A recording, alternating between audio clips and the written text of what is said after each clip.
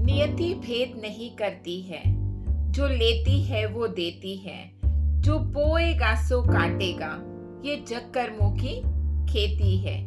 यदि कर्म तेरे पावन है सभी, यदि कर्म तेरे पावन है सभी, डूबेगी नहीं तेरी नाव कभी।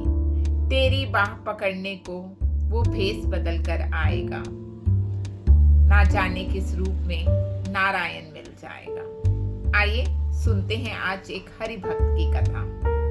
एक हरि भक्त हुए, नाम था उनका हरपाल। हर समय हरि कथा में मगन रहते। शादी की उम्र हो चली थी, पर एक ही शर्त थी कि शादी उससे करूंगा जो मेरी तरह हरि भक्ति में लीन रहती हो। एक बार एक रिश्तेदार आए और कहने लगे कि तेरी पसंद की लड़की मिल गई है। तो उन्होंने कहा कैसे? तो वो रिश्तेदार कहने लगे उस लड़की की एक ही शर्त है कि मैं उसी से विवाह करूंगी जो हर रोज 1000 संतों को भोजन कराएगा। तो हरपाल जी कहने लगे तो आप मेरा विवाह फिक्स कीजिए, मुझे इसी लड़की से शादी करनी है। सब कहने लगे मुहूर्त? तो कहने लगे मुहूर्त तो वहां देखा जाता है जहां कोई शंका हो, बस मुझे ऐसी ही लड़की चाहिए थी जो मेरी तरह हरि भक्त हो। और वो दिन भी आया जब उनकी शादी हो गई। उनकी पत्नी ने उन्हें अपनी शर्त याद दिलाई। आपको याद तो है ना कि हर रोज आपको 1000 साधुओं को भोजन कराना है। हरपाल जी कहने लगे कि इसी कारण से तो मैंने तुमसे शादी के लिए हाँ की थी। अब ये सिलसिला चल पड़ा। हरपाल जी पुश्तैनी रईस थे, बहुत धन संपत्ति थी, तो रोज साधु संतों को 1000 साधु संतों को वो भोजन कराते। पर कहते हैं ना कि एक दिन ऐसा आता अगर आप खुद काम नहीं करते तो कुबेर का खजाना भी खाली हो जाता है। हरपाल जी खुद तो कुछ काम करते नहीं थे और धीरे धीरे धीरे धीरे करके उनकी जो संपत्ति थी वो समाप्त होने लगी। 1-1.5 साल तो जैसे तैसे बीता, पर वो वक्त भी आया जब अब उनके पास साधु संतों को भोजन कराने के लिए सब कुछ खत्म हो चुका था। क्योंकि उनकी साख थी गांव में, हरि भक्त भी थे, तो उधार लिया, जब मांगा तो लोगों ने उन्हें उधार दे दिया। 6 महीने जैसे तैसे करके गुजारा किया उधार के पैसे से, और 6 महीने तक उन्होंने साधु संतों को भोजन कराया। पर उसके बाद उधार देने वाले भी आनाकानी करने लगे। उन्हें लगा पैसा तो वापस आएगा नहीं, क्योंकि हरपाल जी काम तो कुछ करते नहीं हैं, सो इसलिए उन्होंने उधार देना बंद कर दिया। अब हरपाल जी को कुछ नहीं सूझ रहा था, तो उन्होंने सोचा अब मैं चोरी करूंगा। जब चोरी करने का मन बनाया तो चोरी किसी धन संपदा की नहीं, वो चोरी करते पर किस चीज की? खाने वाली चीजों की। आटा, राशन, चावल, नमक, घी, जो मिल पाता वो उसे चुरा लेते, उससे प्रसाद बनाते और साधु संतों को भोजन करा देते। धीरे धीरे ये बात आसपास के नगर में सब लोगों में फैलनी शुरू हो गई कि अनोखा चोर है, धन तो नहीं चुराता पर खाने वाली वस्तुएं चुराता है। लोगों ने पहरा देना शुरू कर दिया। अब वो स्रोत भी बंद हो गया। अब उन्होंने सोचा कि मैं जो यहाँ के संपन्न लोग हैं उनके यहाँ चोरी करूंगा, उनके यहाँ चोरी करने का कोई अपराध नहीं होता। तो अब वो जो धन संपत्ति से वाले लोग थे उनके घर में चोरी करने लगे, और वहां से जो थोड़ा बहुत पैसा आता उससे प्रसाद बनाकर साधु संतों को भोजन कराने लगे। पर वो भी कितने दिन चलता? अब लोग और पहरा देने लगे कि अब तो बहुत चोरियां बढ़ चुकी थी। अब वो रास्ता भी बंद हो गया। अब हरपाल जी बहुत परेशान हो गए। साधु संतों को भोजन तो कराना ही कराना है, वो तो शर्त है, इसी शर्त पर उनका विवाह हुआ था और खुद भी हरि भक्त थे। एक दिन फैसला किया कि सुनसान सड़क पर जाकर बैठ जाएंगे और वहां से जो भी धनवान व्यक्ति गुजरेगा उसे मैं लूट लूंगा। ये सब हरि देख रहे थे, अत्यंत प्रसन्न हुए। सोचा आज तो हरपाल जी को दर्शन देकर ही रहूंगा। तो उठे, तैयार होने लगे। एक सेठ का वेश धारण किया, पगड़ी पहनी, खूब सारे आभूषण पहने, मूंछ लगाई, अपनी छड़ी पकड़ी और जाने लगे। तो रुक्मणी जी कहने लगी, कहाँ चल रही है? तो कहने लगे, बस भक्त के दर्शन को जा रहा हूँ। रुक्मणी जी कहने लगी कि भक्त के दर्शन तो मैं भी करूंगी। तो कृष्ण जी ने कहा, ठीक है, तुम भी सेठानी का वेश धारण कर लो और खूब सारे आभूषण पहन लेना। तो रुक्मणी जी ने उनकी आज्ञा का पालन किया, एक सेठानी का वेश धारण किया, खूब सारे आभूषण पहने और चल दिए। अब हरपाल एक सुनसान जगह पर बैठा किसी धनवान व्यक्ति का इंतजार कर रहा था कि कोई आए और मैं उसे लूटूं। अचानक उसे छम छम की आवाज सुनाई दी। तो देखता क्या है, सेठ के रूप में श्री कृष्ण पूरे सोने चांदी से लदे हुए चले आ रहे हैं। बहुत खुश हुआ। 1 साल के तो प्रसाद की व्यवस्था हो गई। मन ही मन सोच ही रहा था कि पीछे जब सेठानी जी को देखा तो उसकी प्रसन्नता का ठिकाना ही नहीं रहा, क्योंकि रुक्मणी जी सेठानी के रूप में थी और वो तो आभूषणों से लदी हुई थी। उसने सोचा ये तो 10 साल के भोजन की व्यवस्था हो गई। खूब खुश हुआ, पर बैठ गया और उनके आने का इंतजार करने लगा।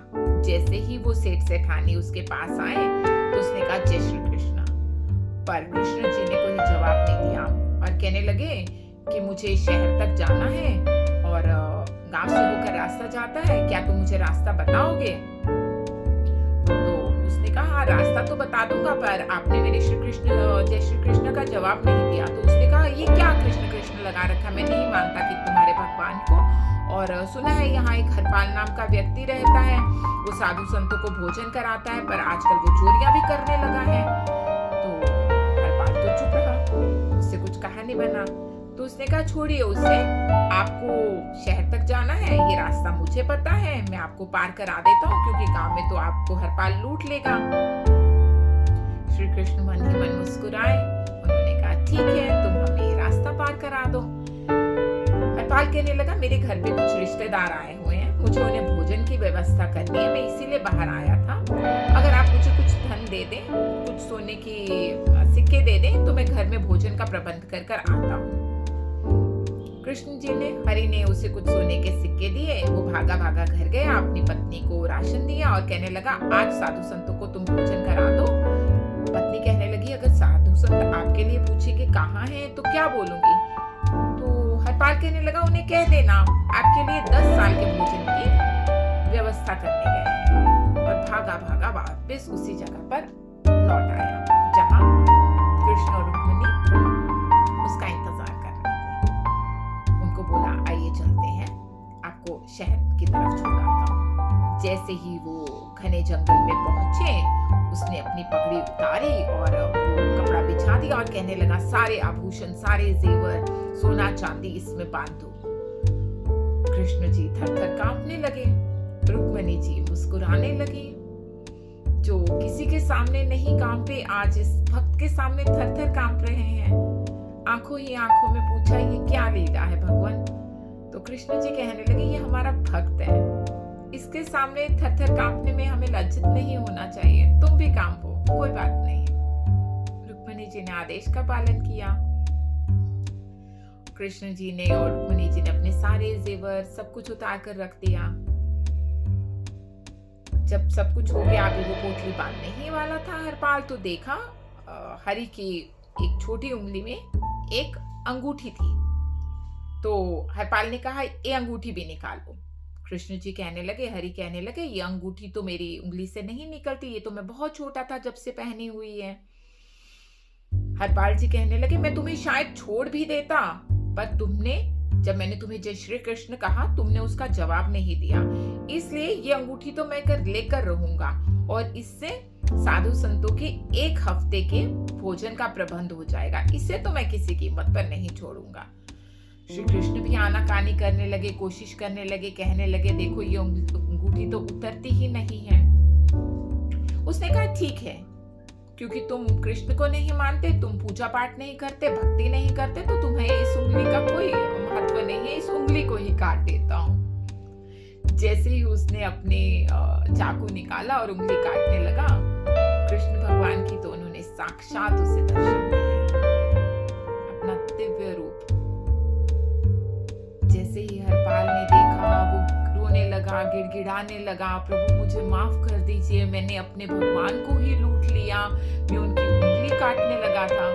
कृष्ण भगवान मुस्कुराए, उसे अपने आलिंगन में ले लिया, उसे गले लगाया, कहने लगे तुम जो भी कर रहे थे तुम मेरी भक्ति में खोकर कर रहे थे, तुम मेरे लिए साधु संतों के प्रसाद के लिए ये सब कुछ कर रहे थे। तुमने आज तक जो चोरी भी की, अपने लिए तुमने एक पाई भी नहीं रखी, तुम खुद भूखे सो गए, तुम्हारी पत्नी भूखी सो गई, पर तुमने जो एक निश्चय लिया था कि तुम रोज 1000 ब्राह्मणों को, साधु संतों को भोजन कराओगे, तुम उस पर अडिग रहे। मैं तुमसे बहुत प्रसन्न हूँ। हरपाल कहने लगा परंतु मैंने चोरी तो की है ना। कृष्ण कहने लगे हाँ चोरी तो की है, रास्ता तो गलत था, पर मैं तुम्हें एक बात बताऊं, जिसके पैसे से हम दान पुण्य करते हैं, साधु संतों को भोजन कराते हैं, तो उसका जो लाभ होता है, उसका जो पुण्य होता है, वो उसी को मिलता है। तो तुमने जाने अनजाने ना जाने कितने लोगों को पुण्य का भागी बना दिया, क्योंकि शायद वो खुद तो भोजन कराते नहीं, दान पुण्य करते नहीं, तुमने उनके घर से चोरी करके उनके पैसे से साधु संतों को भोजन कराया है।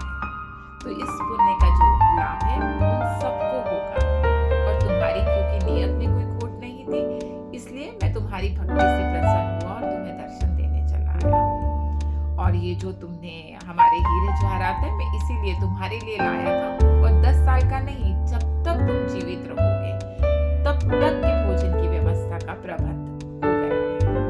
अब हम चलते हैं। हरपाल जी कहने लगे प्रभु आपने मुझ पर कृपा की, एक कृपा और कर दीजिए, मुझे आपके दर्शन का जो है लाभ मेरी पत्नी के कारण हुआ है, क्योंकि ना वो मुझसे ये शर्त रखती कि 1000 साधु को भोजन कराऊंगा तो ही वो मुझसे शादी करेगी, तो इसलिए आपके दर्शन की जो सही हकदार है वो मेरी पत्नी है, तो आप मेरे साथ चलिए, उसे दर्शन दीजिए, फिर आप अपने धाम की ओर पहुंचेंगे। प्रभु ने ऐसा ही किया, बाल स्वरूप धारण किया, रुक्मिणी जी ने बाल स्वरूप धारण किया, बाल रूप धारण किया और हरपाल जी के साथ चल पड़े और उनकी पत्नी को दर्शन देकर अपने धाम की ओर लौट गए। कहने का तात्पर्य ये है कि जब एक बार आप उस पर छोड़ देते हैं ना सब कुछ हरि पर, तो फिर निश्चित हो जाइए। हरपाल जी ने एक निश्चय किया था कि वो हर रोज 1000 साधु संतों को भोजन कराएंगे। वो किसी हद तक भी गए, चोरी भी की, पर जब सब रास्ते बंद हो गए तो हरि खुद आए उसकी मदद करने के लिए। जैसा मैंने शुरू में कहा ना, तेरी बाह पकड़ने को वो भेष बदल कर आएगा। तो बस भरोसा रखिए, नारायण कभी भी किसी भी रूप में मिल सकते हैं। जय श्री कृष्ण।